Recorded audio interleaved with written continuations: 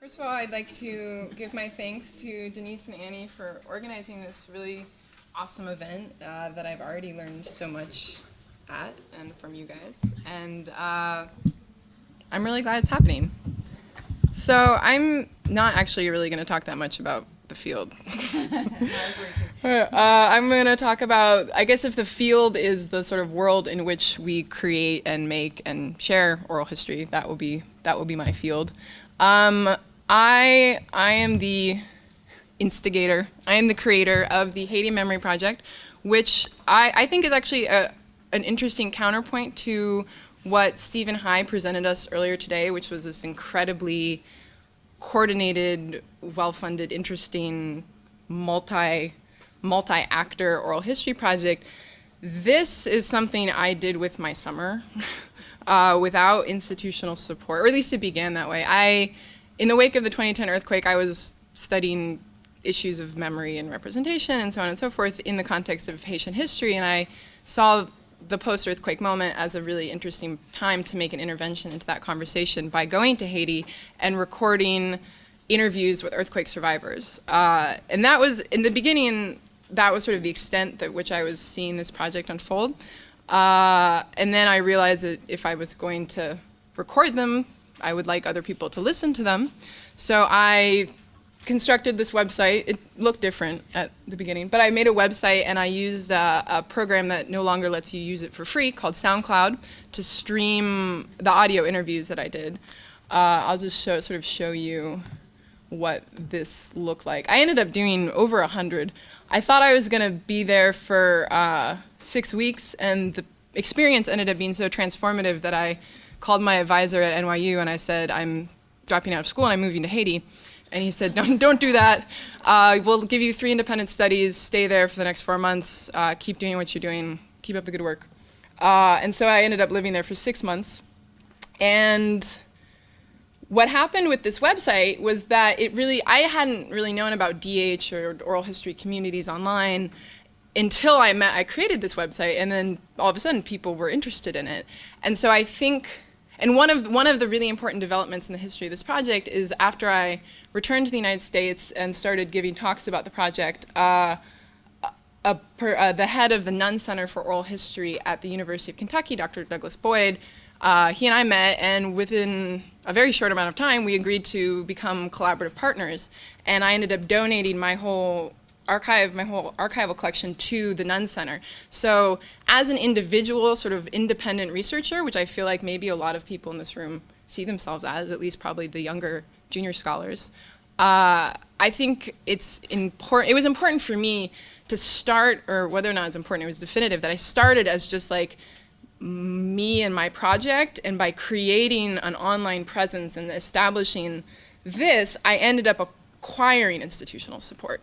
Obviously, the project was not funded by them, but the University of Kentucky now has paid for the transcription and translation of about a dozen of my interviews, some of which I'm going to show to you shortly. The reason that this happened actually is because Douglas Boyd himself, maybe you guys have met him or heard of him. He's a leading voice in the sort of DH oral history world. He runs this blog called Oral History in the Digital Age, which is very informative. And he's developing an interface to present and interact with oral histories. He's addressing the same problem that I think a lot of people here have addressed or are working through in their own way about how to keep the audio and the textual aspects of oral history in flux instead of just relying entirely on one, or usually instead of relying entirely on text and then forgetting the audio. It's like how to keep the audio alive in that. And why he's interested in the oral history, or in the Haiti Memory Project, is because he's trying to develop a bilingual component to his interface. And unfortunately, he's going to roll that out like next week, so I can't actually show you that. But I can show you his interface, which is called the Oral History Metadata Synthesizer, OHMS for short. And it's free. You can access it if you find that it would be useful for you. So next I'm going to show you a little bit of that. And then I'm going to share with you guys a little bit how my thinking has evolved over the course of the past 4 years in doing this project and working with oral histories, and the limitations I've found, constraints maybe, I've found both in like the process, like what are my possibilities, and like where am I being pushed by the technology and the demands of the project, and then also sort of oral history as a source in like my own thinking my own development as a scholar. So what do we have here? So this is the Libby Nunn Center for Oral History. So this is what, if you used OHMS, is this even a good, this is one of the ways that you could have your interviews be interacted with. So instead, this is one of the ones that we do not have a transcript for. And so what I've gone through is you interact with the interview by playing the transcript, and then you can sort of go to a place where I've written a summary, and then go to that spot. And you can sort of go through, and this is okay, but this is the user interface side of it. And another way, when you have the transcript, this is what it would look like. I think it's maybe a little clunkier than what you were showing us earlier with what was the Saving Stories? Stories Matter. Stories Matter, with that interface. But it's attempting to address a similar problem. So here's something where you have the whole transcript, and you have the audio, which I just muted, and then you can go through the transcript and click on a time mark in the transcript, and it'll bring you to that place in the audio. So you can try to always keep where you are with the sound factor in coordination with where you are in the text, and so you don't have to rely solely on the text. And then if you were the person using this interface, this is what you would be dealing with. Let's see, did I lose that? I don't think I lost that. Let's go back.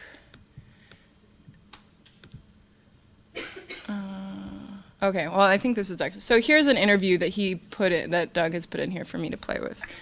So here's oh wait, we have 2 interviews going on here. Whoops.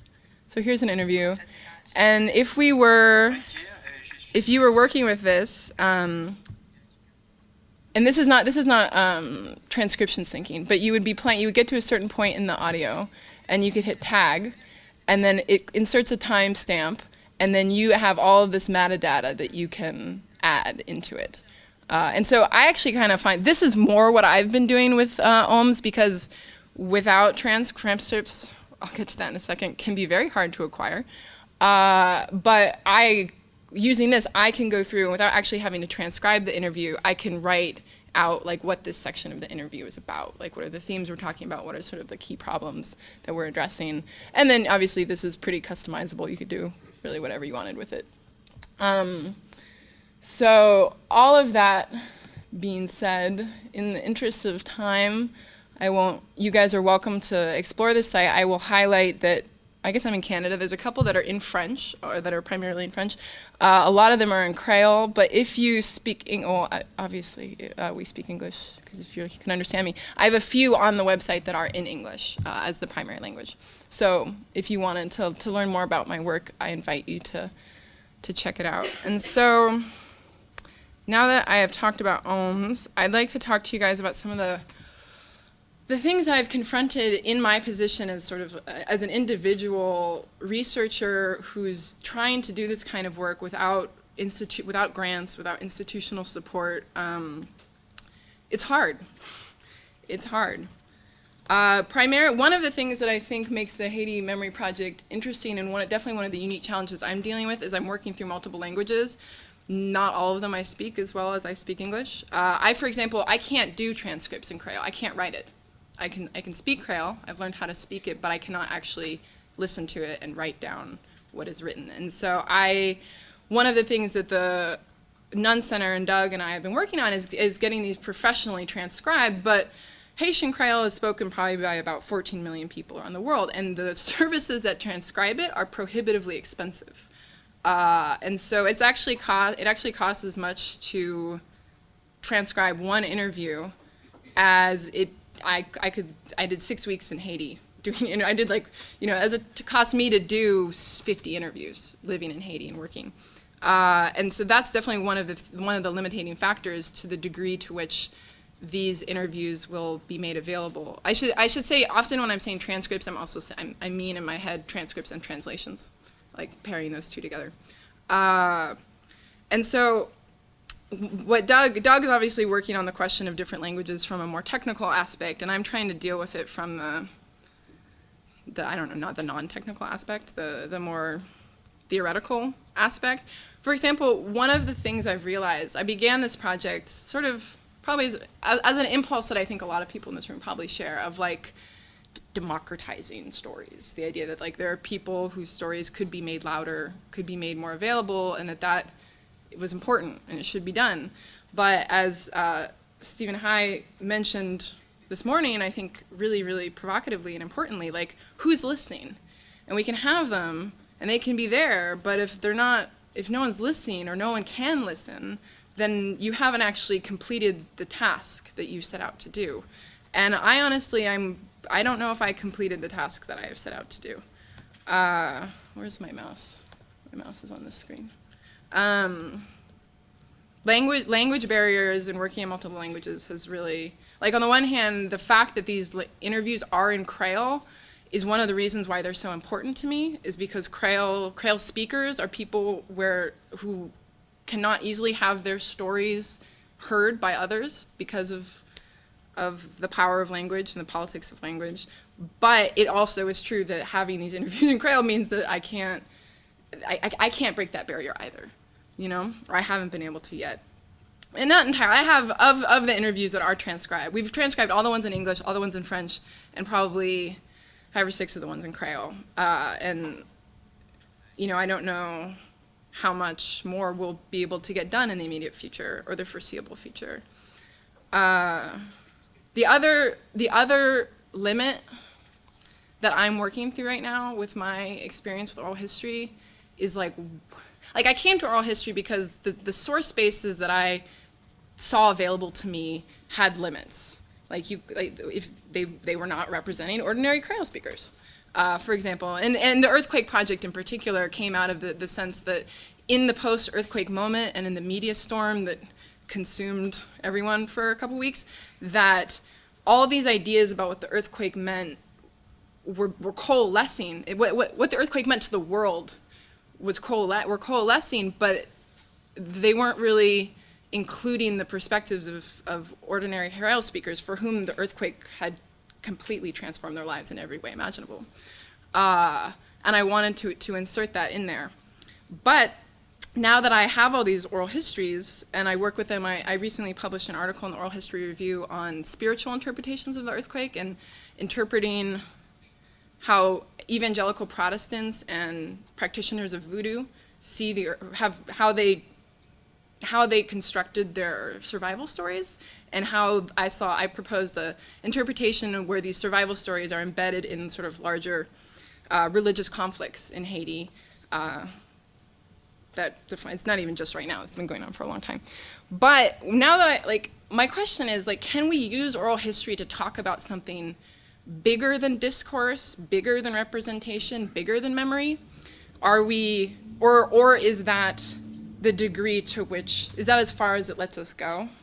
And I guess that's one of the reasons, people are attracted to oral history, including myself, because it brings the person back in, and because we see how historical experience is completely constituted by a person interacting with other people in the world.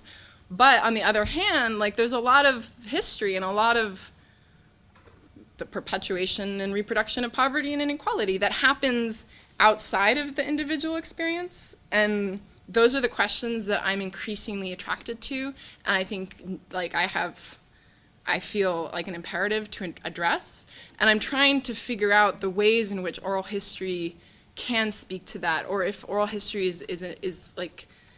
how far can it look beyond the person or the interaction between the oral historian and the interviewee. And I'm sure there are ways, and I'm sure people in this room